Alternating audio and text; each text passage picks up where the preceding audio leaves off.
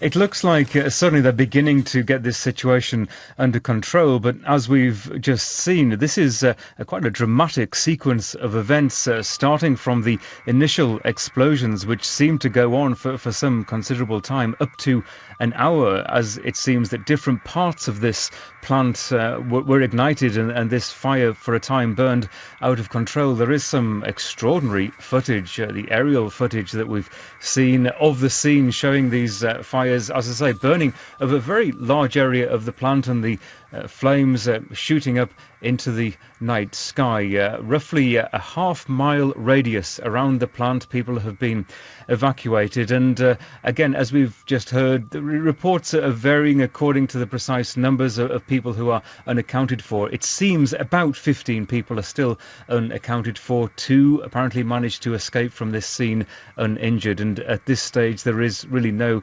indication, no clue as to how this might have started. No, but of course, propane is a highly volatile gas, isn't it? Often used for barbecues and hot air balloons. Yes, this is a propane company, Blue Rhino, that specialises in those typical small gas tanks that you would use on your barbecue. In fact, they describe themselves as America's #1 propane tank exchange brand. In other words, you take in your empty canister, you leave with a refilled canister. That's how they operate. And they had many of these tanks simply piled up high, perhaps on the back of trailers in their various buildings. So a potentially very dangerous situation with a fire burning. And of course it brings to mind that explosion at the fertiliser plant in Texas, which was just a matter of months ago.